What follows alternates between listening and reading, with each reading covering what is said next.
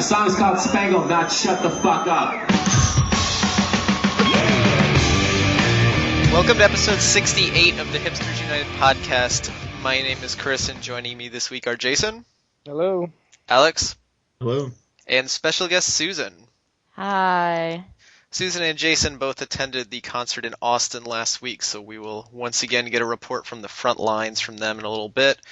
But first, we didn't get a chance to podcast last week and talk about the new song Spangled, which was released 2 weeks ago. And Billy referred to it as a pretty song, and it's the shortest song we've gotten from the Tiergarten project so far. So, Alex, what did you think of the song? And I guess we should probably get some context from you, so if you want to go back and say a few words about the other new songs, the other Tiergarten songs, that would be great. But you don't have to rank them. We'll save that for next time Jill's on. Sure. For context, I think Song for Sun and Stitch in Time and Freak are all really great. And I think Widow Wake My Mind is okay. I think it's fine. And I think Astral Planes is not very good. And I like Spangled. I thought we were holding off on ranking. Well, this is the context of what songs I like. I think Spangled fits right in. I mean, it seems like a nice companion piece to Stitch in Time. I don't know if every EP is going to have a cute little song, but if they are, then I think that's great and it fits. So cute little song is how you would describe it. Yeah. Which I don't say to belittle it or knock it down. I think it's well written and catchy, and I enjoy listening to it. Now, Billy said it was pretty, and now you're saying it's cute. Can you parse the difference for us? Ooh. Cute. So when I say cute little, I don't want to divorce those two words. It makes me think, because it's short, as Chris mentioned, it makes me think, I don't know, it's easily digestible. It's not like, so Song for Sun is long and broad, and this song is, it feels if you were representing Spangled as an object, you would choose a little chickling or something. So what do you think about it getting released right after Freak? Like, Freak got all this attention, it's still getting played. I actually just heard it in the gym again yesterday. Right, so the problem is that releasing these songs one by one makes it seem like they should all be singles, which is obviously not the case. And they don't all need to be singles, and no one would approach a project like this thinking they should be. So I think it's fine because, they're not going to push Spangled the way that they pushed Freak, I assume. And I think everyone gets that it's just part of a longer project, and not every song needs to be radio material. Yeah, I actually thought this was the perfect time to release it, or a song like that, just because Freak is still getting attention, and if there was another pop single type song, then it might cannibalize the popularity of Freak, or it might make people think that the Pumpkins are just a pop band, which they really aren't. What? I disagree. They really are. Yeah, they really are. Well, they are not just a pop band. You heard Song for a Sun. You heard Astral Planes. Those aren't pop songs. I think we need to discuss about what the term pop means, but okay. We won't go there right now. Yeah, I agree with you, Chris, and I think, have you guys all listened to the tease of the Fellowship? Yes. I actually have not. Oh. Well, so, opinions may vary, but it sounds pretty good, I think. But, so we'll have another several weeks until that comes out, and maybe at that point there'll be a song that they can push as this is the new song that they want people to download. Yeah, I imagine there'll be some built-in publicity around it anyway with the Vampire Diaries tie-in. Yeah.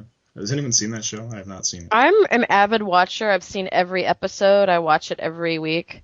So, I think it's really good. I mean, I thought it was going to be fairly cheesy, actually, and then my friends said, no, you've got to watch it. And then they did this thing last December where they rebroadcast all the first half of the season. And so I took a chance on it and watched it and got pretty addicted to it. And I think it's great. And, it's one of those shows, those kinds of teen shows on the CW, like they Charmed? really get a bump. Yeah, well, Back in the day? No. Smallville, One Tree Hill, Gossip Girl, all the crap that I watch. All of those shows, they all have all this, popular music on them, and then, people go crazy after the shows, going to the fan sites and trying to figure out where the songs are, can they download them all and whatever. So I think it's going to be great publicity, especially for, a younger demographic. I think it's great, and I think the song really fits the vibe of the show. So I'm excited. I've been hoping to hear it on the show, but as yet, no such luck. But I guess we'll see. We'll wait with bated breath. I think here's my guess. There's going to be a flashback episode, and the flashback episodes always have like 19th century individuals with pitchforks and fire, and that seems like the perfect like setting for the song, right? Like, let's go like form a mob and kill some vampires. So, I think that would be the perfect moment to use the song. If I were the director of music for Vampire Diaries, that's what I would do. So.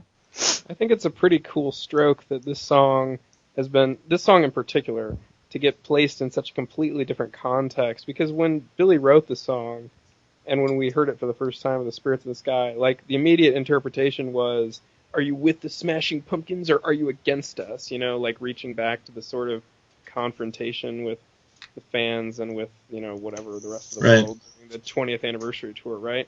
But then the funny thing is, now that it lands on the soundtrack of this TV show, and having seen one or two of the episodes, I can tell you that the context of the show, it's actually like the vampires versus the normal people is very much a conflict on the show. And so, like, I think, I'm kind of like, how I love to bash music critics when they screw up. I'm kind of licking my chops, hoping somebody is going to be like, Billy Corgan wrote a song specifically for the Vampire Diaries soundtrack. Yeah, I'm sure someone will say that. I'm just praying for someone to say it so I can laugh at them. That's all right. I mean, it definitely has that call to arms feel about it. Like, I can see it fitting in with a show that has that kind of conflict. That's great. Absolutely. Do we think? I kind of thought that, the original interpretation, to me, kind of detracted from the song's appeal. Yeah, I thought so too. And now to have it landed in this completely different context actually makes me like the song a lot more again. So, do we think it's going to be one of the songs on the second EP? I'm going to go out on a limb. I say no. I don't think so. I think that, like, everything, the press we've been reading, whether or not it's official, it says it's an exclusive track. To me, that says it's a track that they're promoting the album. They're forcing you to buy the whole album to get the individual track, right? Yeah. And I just don't see, if that's the promotional scheme they're using, if we're interpreting that correctly, I just don't see that this would be it's going to be a Tear Garden era song, but not a Tear Garden song, if that makes sense. I just don't see it. Yeah, I think that seems reasonable. I mean, it'd be weird to be selling it on the one hand and then having it for free. Well, they did that for Freak. Yeah. Did we talk about this last time? My memory is failing me. A little bit, I think. What do you think, Jason? Oh, I was going to say, speaking of EP predictions, someone, I think it was in the comments on HU, made a prediction that I mean, it's very rare to see someone make a prediction that I actually buy into and thought was somewhat novel and original. Someone predicted that Baby or Tallulah song, if they are the same song, and I'm not entirely sure they are, but that one of those ukulele songs was going to be the bonus track on on the vinyl or whatever, the bonus track for the second EP, and I thought that was a pretty, I would bet money on that. I would at least bet fictional dollars on it. Yeah, that does kind of make sense. Yeah, it's because and the reason it makes so much sense is we know they were working on it in the studio at the time they were working on the other songs for the second EP, right? Right. So it completely makes sense, that's going to be the song, but that's totally speculation. I forgot about that. There was when they spent all day broadcasting from the studio, they were working on that at the beginning. I forgot. That's a good call. What do you think the other two songs are going to be? Oh, I actually don't know. I don't know. I think Tom Tom. I know in some forum Billy said that it was not recorded. Is that am I correct? I think that's right. Like, it seems like BS to me. Like, truthfully, because like, why would you call the Solstice Bear as a line in the song? Why would you call the EP the Solstice Bear? I don't know. Maybe I'm wrong. One of our commenters made the point, which I agree with, that Billy may have told a little lie there because he was put on the spot. He just happened to be completely put on the spot to answer that question by Kristen or whoever was interviewing him. And I think he does not want to give away the track list in advance. Right. I mean, he just doesn't. So what do you do in that situation? The only other thing I have to say is basically tantamount to saying it is. I was just searching and trying to find transcripts of all those chats they did, and I couldn't find much. But my memory is that the question was, "Will you record Tom Tom?" And if that's the question, then it's even easier to fib and sneak your way out of it, because like if you already did, the answer is no. We're not going to record it. We went back and looked at it, and it was a past tense question, or okay. Yeah, he said they hadn't recorded it, but we'll see. Yeah, I mean, it just kind of makes sense if it's Tom Tom and My Love Is Winter, just based on what they've been playing live. But it could be irrelevant. They're also playing As Rome Burns live and Owutta. Although they haven't been playing Owutta as much recently, have they? Oh, yeah.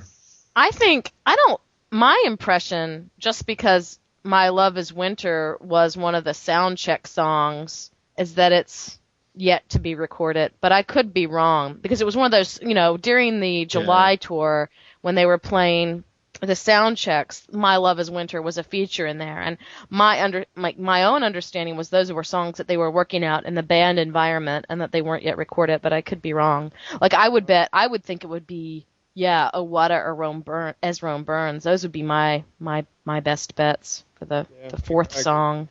100%. So I agree. I think that makes sense. I bet As Rome Burns is one of the songs. Oh, it's so exciting! I can't wait to find out. Oh, can I say something about Spangled? Yeah. Yes, please. Yeah.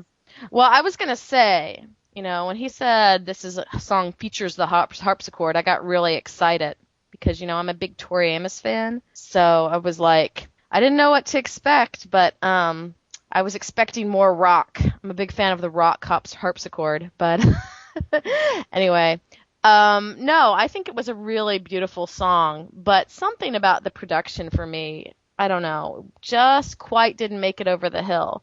Like, I feel like it's one of those instances, like, I always have this sense that Billy, like, sometimes he thinks his greatest songs are something different than, like, what the fans think, and then a lot of times his thinking spins back around, right? So clearly he thought Widow Wake My Mind was this, like, awesome single, like, that everybody would love, and then, like, the response was not that great, and, like, it's not even in their set lists right now, right? So, I don't know. I think it's a very pretty song, but I don't know if I think it's as great as Billy seems to think it is, But it's clearly like, I don't know, it seems to me to be like a really emotional song, like an intro into Billy's mind that maybe we haven't had in a while in some ways. Like it seems really personal to me, this song, like very, obviously like a romantic song. I don't know, maybe it's not about... He said that line about the butterflies in movies was maybe his favorite line he's ever written. Yes. Yeah. Which, okay. So maybe there's some personal meaning behind it. Yeah. Yeah. Yeah, but although how many movies have an opening shot where they like pretend to follow a butterfly, as it like flies around a city and lands on the door of a cab as like some woman is getting out of it, and going into her apartment complex. I mean, I feel like I've seen that movie 10 times. Is anyone I'm talking about? Yeah.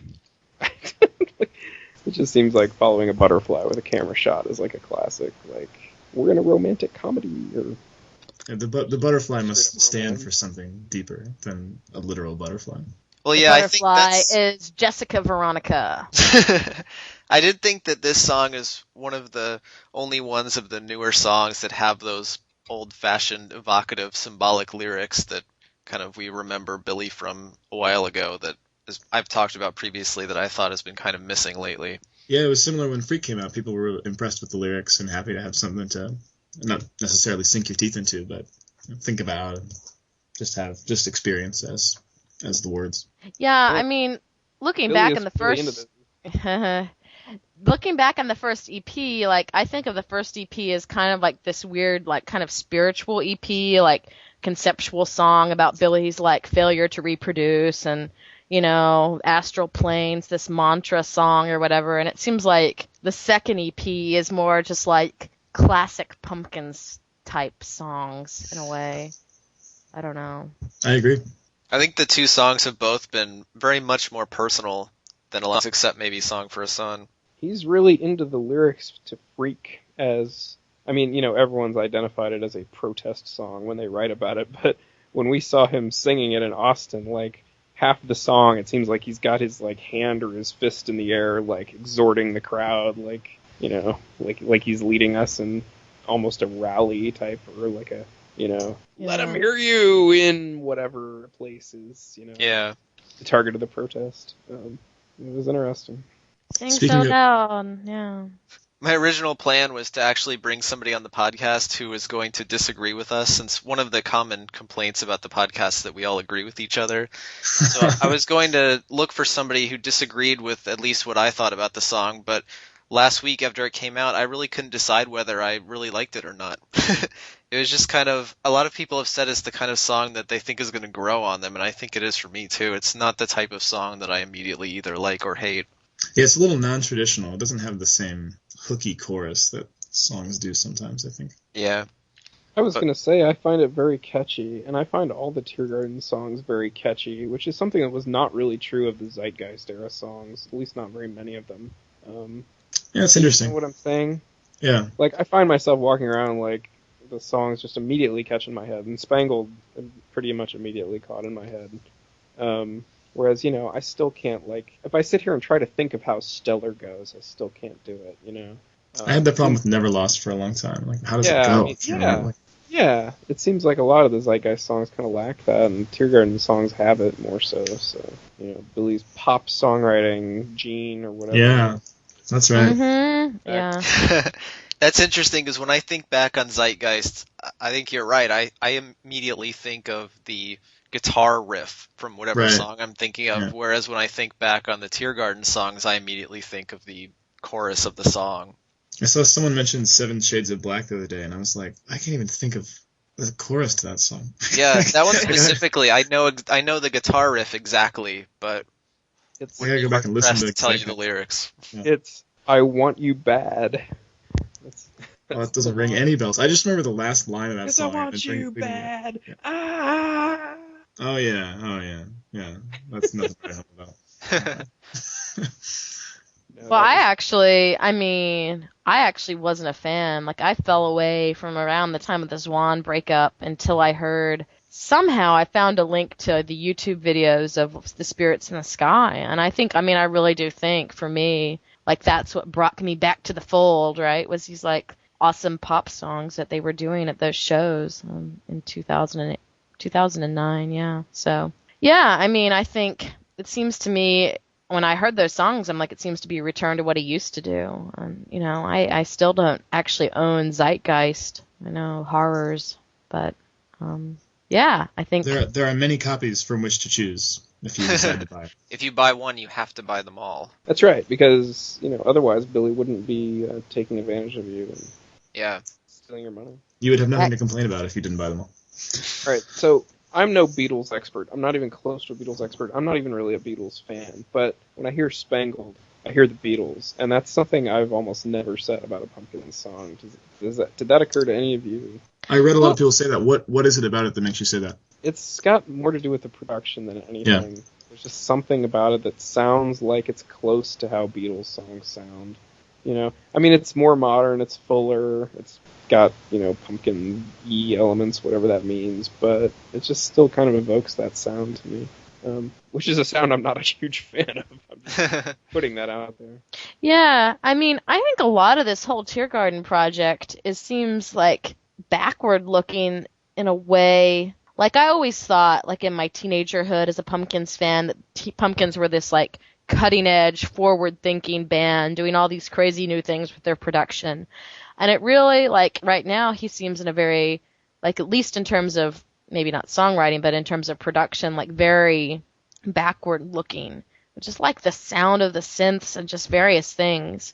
And I was saying earlier, I like the song, but I'm not totally sure about the way it's all fitting together, the production of some of these songs sometimes. So, whenever people ask, do you guys remember that YouTube video from the Zeitgeist era where they were asking Billy and Jimmy what bands do you listen to, and they couldn't name a current band that they listened to? It was all just old bands from the 70s. And in terms of Billy's musical interests, I think you're right that that's what he's into, old stuff. So to the extent that his music reflects that, it's not surprising, I think. But he likes Cherry Bomb. Yeah, the Rock's Next Generation. Or New Generation or whatever. Rock's Next Generation, a complete replica of a previous generation. Right. Yeah, what do you guys think about that? What's the Did you guys see them in Austin? No, they weren't there yet, were they? No, that was the last show before they joined on, I think. I mean, I think it's kind of cool to bring in this young group. I'd love to know if there's some story behind all that or something, though. I guess he saw them at Sunset Strip Music Festival. That seems to be what must have happened, because they opened for someone there who, I put that in my post about it, but I can't remember now.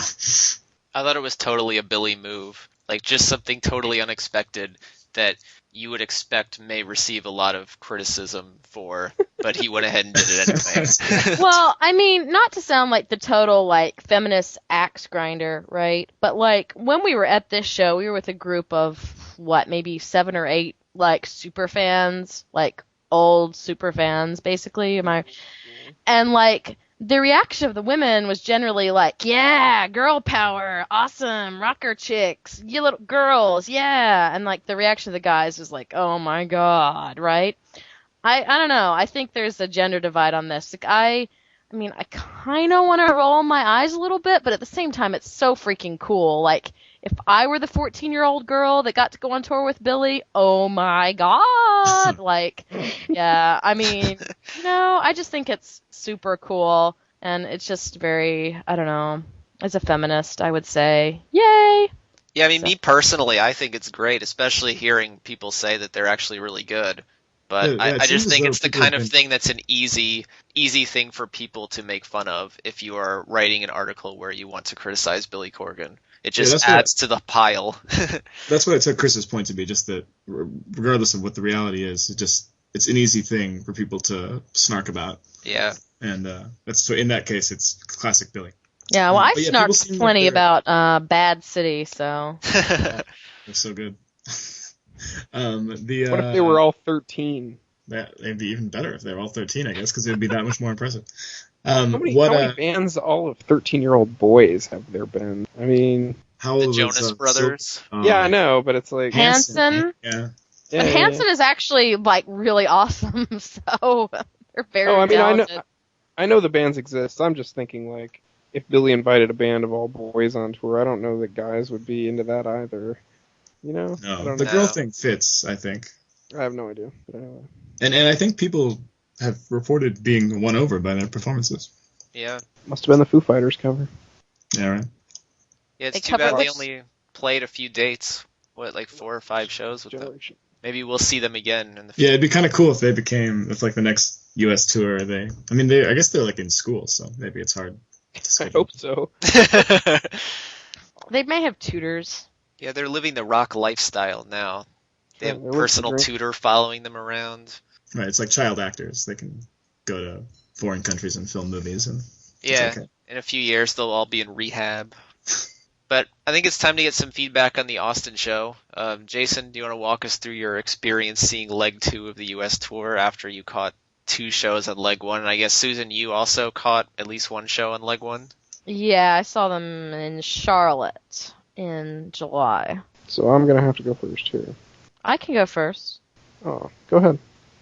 Okay, so, I thought that this was way more awesome.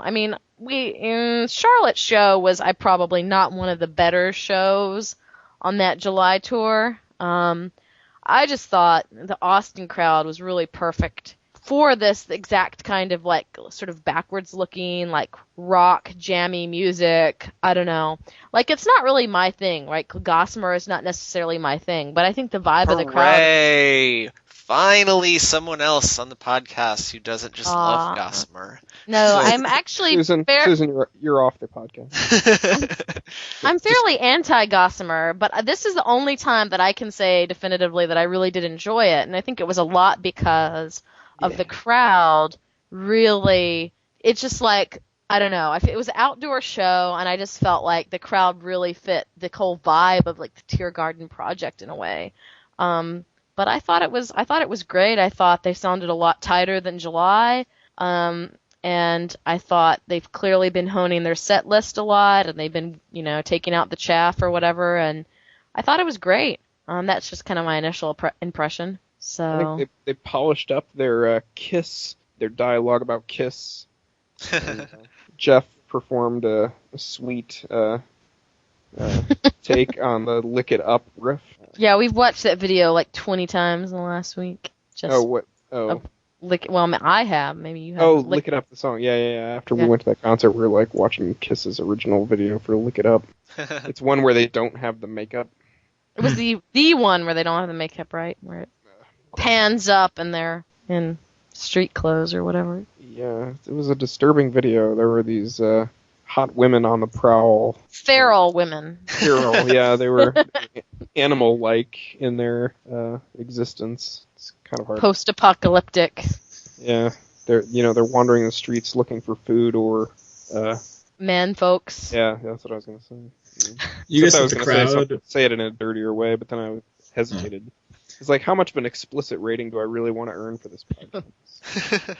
You guys think the crowd was a lot more receptive in Austin than in Charlotte? I would say so. I mean, yeah. Oh yeah.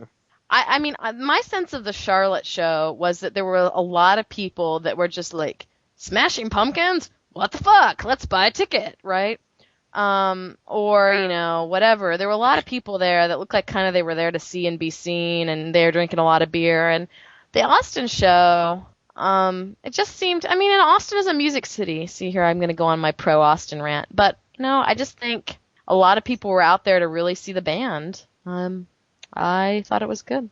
Maybe Jason will disagree. No, I think it was good. The Austin show experience reminded me, probably for multiple reasons. It did. For multiple reasons. It reminded me of going to see them in Charlottesville, Virginia in 2008. It's also a downtown location, also a college town. Austin is home to the University of Texas. Charlottesville home to the University of Virginia. And so, like, large state universities. Downtown setting, outdoor setting, in an amphitheater. It was very similar. And I just felt the band was, like, really received positively. And I had the same feeling both times that, like, the band was potentially, like, reaching this audience as, like, hey, we're going to be around for a long time. We're the kind of band you can come see every year, and it'll always be this interesting, like, musical experience. And that's cool. You should grow old with us, right? I mean, I really felt that in Charlottesville, and I felt that again in Austin. But the problem was after Charlottesville, like some of the things the band did, they just, I mean, like, well, just the whole 20th anniversary tour was subsequent to that Charlottesville show, right? And it seemed like they kind of like went away from that goodwill, right? Like that August 2008 tour, it just seemed like they were getting good press and good crowds, and I really thought, they were. I don't want to say they were becoming Fish or something, but it just. Oh God. Well, but it just seemed like they were, they just kind of put their stamp on themselves as like, we're a really good musical band that you can come see and enjoy us, like play our instruments, in the summer outside at these nice shows, and we're just going to be back again and again. And then I love that. I mean, I think that's great if that's. Yeah, and then in that 20th anniversary tour, they kind of pissed on that idea. But maybe, maybe that was the last time, and maybe this time that sort of concept will take, or it'll start taking. I mean, don't you see that in some of these reviews that have been coming out over the past few weeks? That it seems like the reviewers express something that's not that dissimilar from what you're expressing right now? Potentially, yeah, I hope so. I don't know.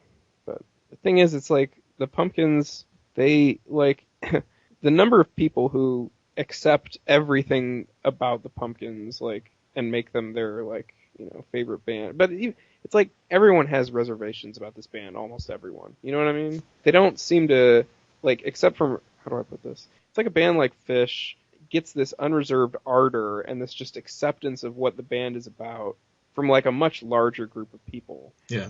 And I don't even mean fans necessarily, but it's like people who don't even necessarily like Fish. They accept the place that Fish holds in the musical universe, right? Yeah, like absolutely. Fish is this jam band. If you go to a Fish show, they're going to jam, and they're going to do whatever it is that Fish does, and that's everyone fine. there is going to love it and have a great time. That's who Fish is, and the people who go are going to understand that and get it and whatever.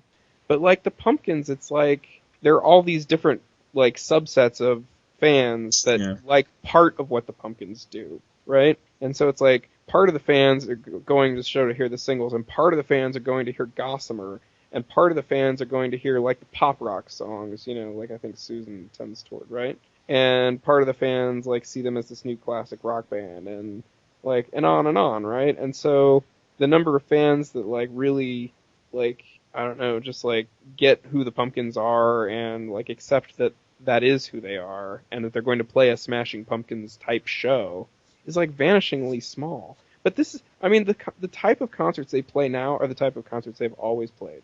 They've always been like this, you know? They've always mixed hits and hard rock and acoustic songs and a couple long epic jam songs, you know? Like going back forever. So why, if it's always been that way, why doesn't that cement itself as being, that's what a Smashing Pumpkins concert is in the public mind? Why is there still this questioning and uncertainty and everyone wants different things? I don't know. That's the... But I think your analysis is spot on. I mean, I think... That's a big question to me. Yeah. I mean, maybe it's just because if you... I've never been to a Fish show, but I imagine, based on what I understand and based on what you're describing, you go to Fish and everyone's there for the same thing, and everyone gets what they want. And because earlier you were describing all these different things that people want out of the band, there's some overlap, but there's still, everyone's going to be a little disappointed because there was too much. Yeah, it's like virtually no one it's just a small portion of the people who will show up to see a Smashing Pumpkins show actually want like the whole Smashing Pumpkins show experience. Mm-hmm. You know, there's always people walking out going, "Why did he end on Gossamer?" And other people like, "I waited the whole show for Gossamer." You know. And, I don't know how many people there are like that. Yeah. But. Okay, but I mean that. Yeah, right. Yes. Well, I just wonder if maybe the positive reception to this 2010 series of tours and the more positive press we're seeing lately, it does reflect that the band is settling into a role, or people are starting to accept what this band's going to be over the next 5 years. Some learning has been done, you know. Yeah. The band has finally maybe educated people as to what they're about, but I don't know. Well, Billy's even said that in the past he's always been kind of, if he knew that the crowd wanted to hear something, he would just naturally not want to play it, and that he claims that he now no longer thinks like that. So maybe it's just an attitude thing. It's also the circumstances with this Tiergarten thing are a little different. Whereas, I know, Jason, you're saying that this show is the same as it's always been, but it is, in the past, it's always, except for like some of the shorter tours that come out before an album comes out, it's always, there's an album, and this tour is in support of that album. And so we're going to play a lot of songs from that album, and then, you know, some singles or whatever thrown in. And now, yeah, they're supporting Tiergarten, but Tiergarten isn't done. So it's this work in progress that's going to go on for a few years, and it's this constant flux of, well, we'll play some of the hits and some of the fan favorites and some of the new stuff, and there's no reason to expect that that's going to change substantively over the next, throughout Tiergarten, basically. Like, that's what it has to be.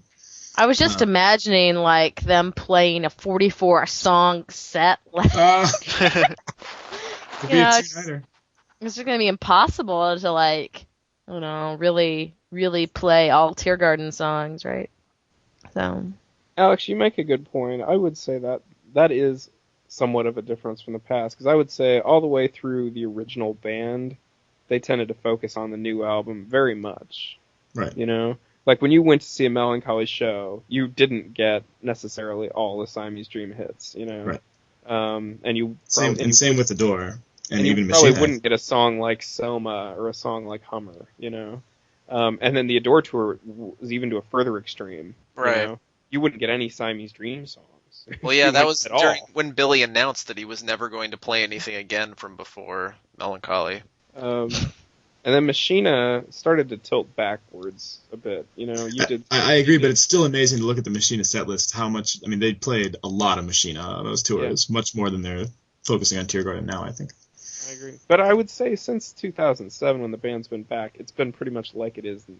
Yeah, I agree. Because even the Zeitgeist tour, they're playing Porcelina and Hummer and stuff like that. Well, I think it's interesting to see, like, comparing the September shows to the July shows, like how they rotated in and out. Like, they took a lot of the first EP songs out of the set list. Like, they're gone, you know, perhaps never to be seen live again, or maybe not for a long time, right? Like, Widow Wake My Mind is gone pretty much. Help me they here. Still play Astral Planes, but Stitch Astral Planes. Stitch in Time is well, they even in the July show that wasn't always played. It's only Widow that fits your pattern. Yeah. Oh, What Is Gone, but not a Tear Garden song. But I was actually going to ask you about that, what you thought about. It's unfortunate you guys didn't get to see My Love Is Winter. Yes, it's very unfortunate.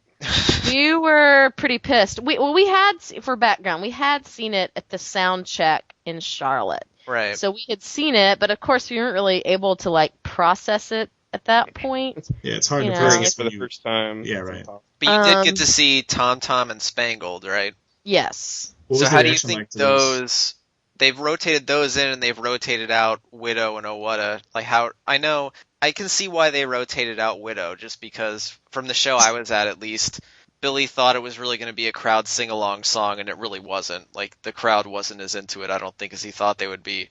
But Oh Whata, the crowd went nuts, even though it was the reaction an to unreleased Whata- song. So why do you guys think they rotated out, and do you think that Spangled and Tom Tom, and I guess from watching videos, My Love Is Winter, do you think the crowd has been just as receptive to those? Well, here's my thing about Tom Tom, and this is pretty interesting. One of the people that we were with, in fact, two girls that were with us, had not seen the Pumpkins. They hadn't seen them since the breakup, right? Yeah, they hadn't seen the reunited band. And these people were people who had been really, really big fans, like back in the day. And they Have they came been out. following the band since the breakup? Just haven't seen them, or they've sort of been checked? No, they were Zwan fans, and then post Zwan, they kind of, they drifted Okay. away. All right, great. And so anyway, the first thing they said was, what was that? How did they put it? What was that song about the Morning Man or something? I don't know. I can't remember exactly how they put it, but that was the song that really stood out to them. They really liked it. Oh, that's great. I had been sitting around, like, I actually really like the song musically, but I think the lyrics are just, I just can't handle the Morning Man thing. I really can't. I just think it sounds really dumb lyrically, but they really liked the song. That was the one that they took away that they remembered of the new songs, and so I thought that was interesting. I mean, these are people who hadn't heard, any of Ezra Burns, Zeitgeist, or anything, and they said, immediately, we really liked that Morning Man song, or whatever they said. So, I'm not surprised to hear that, because I think these new songs, My Love Is Winter and Tom Tom and their ilk, really remind me of a lot of the Zwan material that people always talk about as being, it's just such a tragedy that it was never properly recorded. And I'm going to struggle to articulate why, but there's just this feeling like they seem like they're written organically, and they're not trying to be something, like people criticize Zeitgeist as sounding forced at times, and these songs just feel really like, oh, Billy Corgan wrote this song. And it's not surprising to me that people are responding positively. That's really great to hear, I think. Yeah. I mean, I'm a huge My Love Is Winter fan. I mean, I think I'm just really a huge fan of that song. I really hope it gets recorded in this session that they're going to theoretically do coming up in the fall. So, Chris, do you like My Love Is Winter? I do. I think I like Tom Tom better, and I thought it was interesting you said that you don't like the lyrics. I think that the lyrics to the verses of Tom Tom are fantastic. I think those are some of the best lyrics that I've seen Billy write in the recent past, at least. But I could see what you're saying about the chorus. It's very different, I think, than the lyrics to the verses. But it is memorable. I mean, when he says the Morning Man part a lot, I can see why the crowd would remember something like that. And you were saying earlier that the new Pumpkins remind you of the Beatles. I think Tom Tom could be a Beatles song. I can hear it. Yeah, I can see that. Oh, and I wanted to say, too, I told Jason this. My theory about the chorus of Tom Tom is it's about Obama. Like, he's here, and yes, he can, right? Like, I don't know. It should be about Reagan. It's Morning in America again. There is something about the repetition that so after the sound check in Charlotte, the song, the only thing I could keep in my head from it was Blessed Mother, because he says Blessed Mother over and over and over again in that song. So, to the extent that you want people to remember your music if they hear it once on the radio, I guess the repetition has its place. Chris, but Susan, you agree that the melody of the chorus of Tom Tom's pretty great. It's just the lyrics that you. Yeah, I like everything about the song except the lyrics of the chorus, basically, and it just kills it for me because it just sounds stupid. I mean, I don't know. I know that's just like a really unjustified gut reaction, but here comes the Morning Man. Like really? I don't know. I picture like a guy in all white carrying milk pails up to. Yes, I was gonna say the milkman, right? Yeah. What were you gonna say, Jason? Yeah, you know how you mentioned just that Spangled and Tom Tom, they're played back to back, and one of the things I said leaving the Austin show is that middle section of the show, because Spangled and Tom Tom are preceded by United States, and it's not the United States of the Zeitgeist record, it's this new, totally effed up United States with, the national anthem being played in the middle. We're used to that, but also riffing on Moby Dick from Led Zeppelin, and then a fairly long drum solo by Mike, which, love you, Mike, not crazy about the drum solo. And then between United States and Spangled was like Billy banter time, and he did a good. His banter was very endearing, and I think the crowd really enjoyed it. But I think it's a really good thing he did that, because if not, like, the United States, followed by two new songs, I think really, really would have lost the crowd. As it is, I think it only like somewhat lost the crowd. Yeah, I mean, I think definitely. I think there was the vibe there where people were like, we don't know these songs, right? Like, do you guys perceive a difference? But so there are these songs that presumably a very small percentage of the crowd knows, the ones that only if you're a diehard looking at YouTube you know about. But then there are the new songs, which are the Tear Garden songs, that I imagine a substantial number of people in the crowd don't know because they haven't been following the band. But do you get any sense of what the breakdown is of percentages? I mean, it seems like when they play Song for Sun, everyone goes crazy. I don't know if it's because it's the first song of the show or because people recognize it. If it's the latter, then that's great. I think Song for Sun makes a fairly uniquely, I think it makes a fairly instantaneous impact. That's my theory about that song. Well, I mean, I was actually trying to watch. We were behind this one couple in particular where the guy was clearly an old school fan. He was wearing like a 96 tour shirt that was like beat to hell.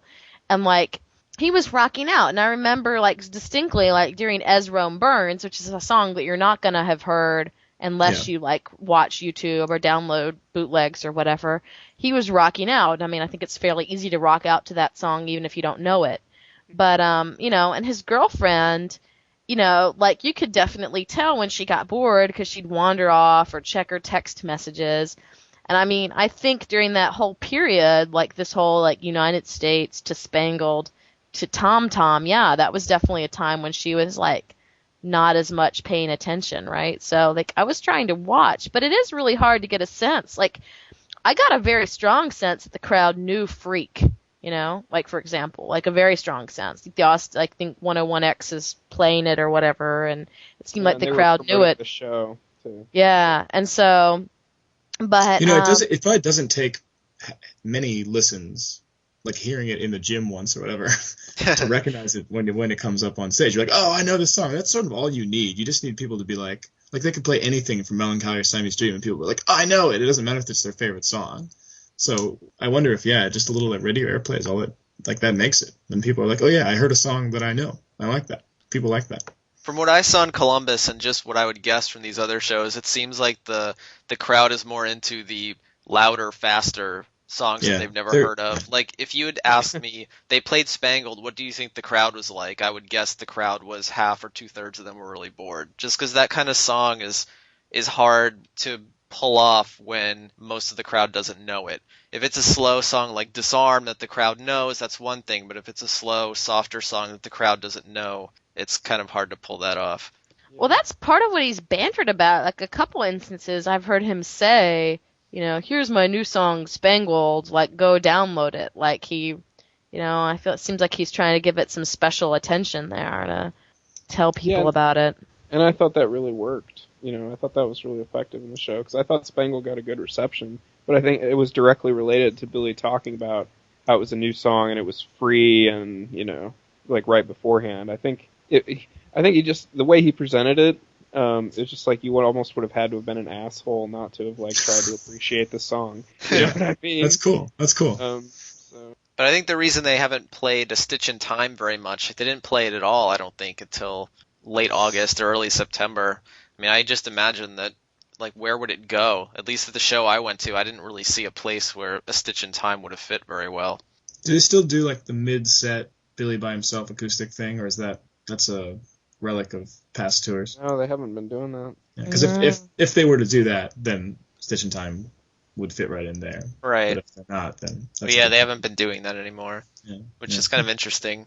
Well, they're playing shorter shows, right? So it sort of seems like Billy doesn't get tired and is happy to play for 3 hours, but everyone else is like, well, just give us 20 minutes and you can strum on your acoustic guitar. That's the way I've always perceived it.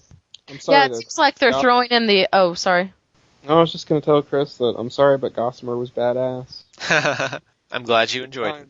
I was making fun of Gossamer earlier, but just like Azram Burns, it is one of those things that it's like a rocker, and the guys who are there because they like Siamese Dream and Melancholy back in the day, it's very easy for those people to get into the rockers, like Susan was saying. So to that extent, it's I guess reasonably accessible for part of the time. Susan, what were you going to say? Oh, about the acoustic. It seems like he's just been throwing it in as like a bonus, like he's done a couple times. I specifically remember the Florida show where he sang with his niece, right? Right. And then, that was freaking cute. And then, the show in Tulsa where he did, I think that was Tulsa, where he did the Landslide with Julia from Cherry Bomb. It just seems like he's throwing in the acoustic tracks. It's kind of like a little bonus in certain cities, almost. Chris, Although did you see that? He started out these September dates doing the Disarm, like karaoke Disarm, right? Yeah. And then that came off the set list pretty quickly, seemingly. Chris, did you see that Landslide? Yes, video? I did. That was pretty cool. I mean, I got chills. I can't not get chills when I watch that every single time. It's like Chris, or Jason, you were talking about Billy raising his arms during Freak. That's what gets me about that Landslide video. It just seems like he cares so much about that song when he performed it. I found it quite moving. I thought to myself, why can't this chick tour with him on small tours instead of Linda Strawberry as backup vocals? Love you, Linda, but... Love you, Linda, but seconded. Yeah, she had a cool vibe on stage with him, I thought. You know, one interesting thing out of that Tulsa show is Billy basically vowed that if the band ever has a residency again, they will do it at that venue in Tulsa. That's cool. So, who knows if that's going to happen, but... I wonder what... He was fairly adamant about it, like, I believed him. So, just file that one away. Might all be having to go to Tulsa at some point. Were you at the Tulsa show, Jason? No. Oh, No. Oklahoma's near Texas, though, isn't it? I'm just kidding. Unfortunately. It is nearby. Ooh. No, I saw there's a YouTube video of it. Oh, okay, because I had heard about this, but I hadn't seen the video. Susan, have you been to that? Does anyone know anything about that venue or why he would be so taken by it? I mean, I know a little bit about Tulsa, but not really anything about the venue. I mean, I don't know. Well, he talked about, Billy himself said the venue is the home of Bob Wills and the Texas Playboys, and he loves Bob Wills. So, if I'm saying that, I hope I got that name right, because I wasn't paying a whole lot of attention. You did. Yay. I'm totally... Well, what do you guys think about the possibility of another residency or another series of residencies? Billy said he would never do it again the way he did it before. So beautiful. Oh, God, having it don't. both ways. Don't listen to anything Billy says. Like, seriously, who believes anything Billy says about, like, his, insofar as his future projections, right? Like, just don't, No, we don't believe it, but it's still interesting when he says these. I can't see him doing residencies that are that long again. When he said that, Chris, what was was he alluding to some problem? I assume so. He didn't specify what it was. It was during one of the chats, I think, where a fan asked about if he would do another residency, and he just said, "No, if I do, it won't be like the way we did them before." But he didn't really elaborate on it. And the reality is, the question put the idea back in his mind, and he's in Tulsa, and he says, "Oh, let's do another residency! Brilliant!" Yeah, well, then he came out a month or two later and talked about, maybe an acoustic tour where I just tour around myself. Right. Yeah. I do think if they did do residencies again or something like that, it would be shorter. Like, it wouldn't be as many shows. Yeah, definitely a smaller city. Yeah, and they need to do a much better job of promoting the fact that it's a residency and you're not going to hear Cherub Rock and Disarm or anything, because I don't know, from what I heard, I didn't get to go to any of the residency shows, but part of the reason the San Francisco ones didn't go over very well, at least, was that it's the first time people had seen the Pumpkins and they weren't playing the typical Pumpkins show. Well, they were. They just added a whole nother hour or two. They would start the show with 5 acoustic songs that people had never heard before, which I would have been fine with, but I can imagine if you're just like, dude sees a poster that the Smashing Pumpkins are coming, it's not really going to be your thing. Rat in a cage. Yeah, I'm looking at the set list, speaking of the Karaoke Disarm, and yeah, they didn't play it very long at all. I'm counting like 6 shows maybe where they played it, and then it was just gone. Well, I'm surprised it's that many. Yeah, I am too. Well, I don't even know if, I use SPFC, and I don't even think that's, got all the set lists yet, so. That's true. But of the set list it does have, it stopped, let me find it again, it stopped at one of the either late August or early September shows, and then there's 4 or 5 other set lists in a row that SPFC has, and with no Disarm. Yeah, I see 3. Because we know he was trying to perform the one in Mexico City when the wrestlers Right. So then there's 3 after that. There could have been more, of course. Yeah. Has that aired yet? When does that air? That was sometime in MTV October. I think it's early October, maybe. I have the 15th in my head, but I don't know why. But yeah, it definitely has not aired yet. Anything else? No. I heard a whisper of no. Pumpkins are going to Indonesia. Java Java Rockin' Land. The land of the rocking Java. That's the national motto. Hey, I just looked it up. It's October 8th. October 8th, okay. When's According the to- Vampire Diaries thing? It's pretty soon The after, 12th. isn't it? Yeah. October Although 12th. iTunes says the 11th, and Amazon says the 12th. We're so needy, us fans. Yeah. It's been like a week and a half since we got our last song. Come on.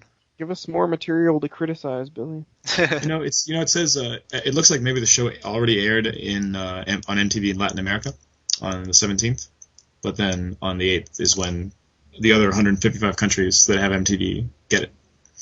Is it coming to US MTV though? There's no really? way. No. I don't know. MTV 3, maybe. It says something about MTV World Stage, so maybe that's like a special. I don't know if you have whatever. Oh yeah, the million MTVs that you can get on Super Direct TV, whatever. Yeah, that's what I'm talking about. Yeah. Maybe they'll show it in the middle of the night after reruns of Jersey Shore and 16 and Pregnant or whatever it is they show on that station these days. Yeah, I don't know.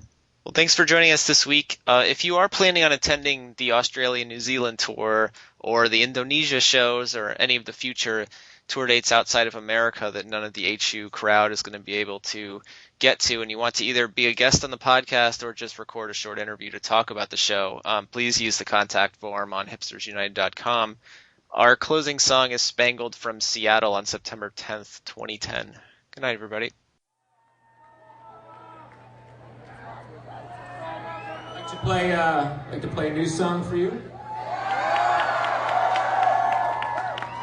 A song that's not yet released. We just started playing it a few days ago. Thank you. This song called Spangled.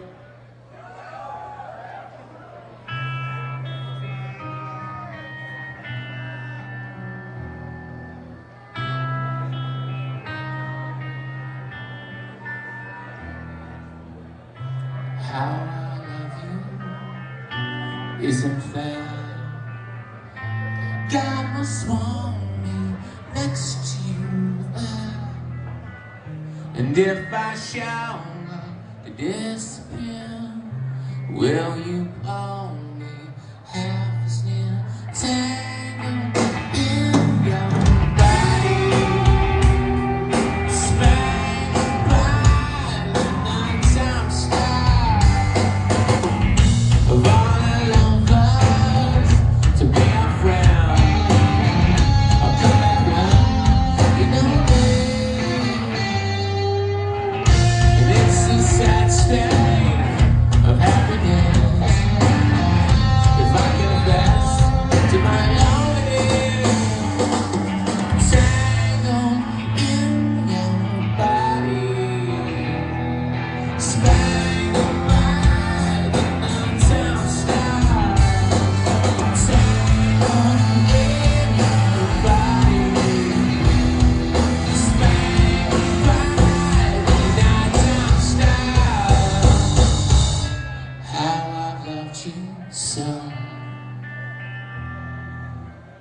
It's how I've loved you so. But our eyes don't fly, but your eyes don't cry, no, no. Our lives are body, baby.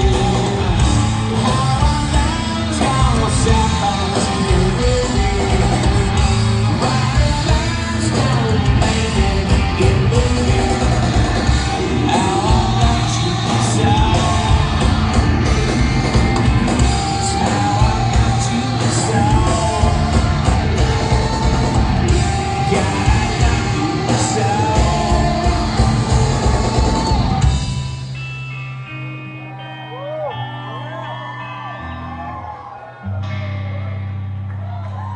The Hipsters United podcast is not affiliated with or endorsed by the Smashing Pumpkins, Virgin Records, or Warner Brothers Reprise Records. All opinions offered by panelists or guests of the Hipsters United podcast are their own and do not represent the opinions of the Smashing Pumpkins. All audio during the show is licensed for non-profit use per the terms and conditions on the Live Music Archive at archive.org. Intro music is from the Machina 2 album released for free download on the internet by the Smashing Pumpkins in September of 2000.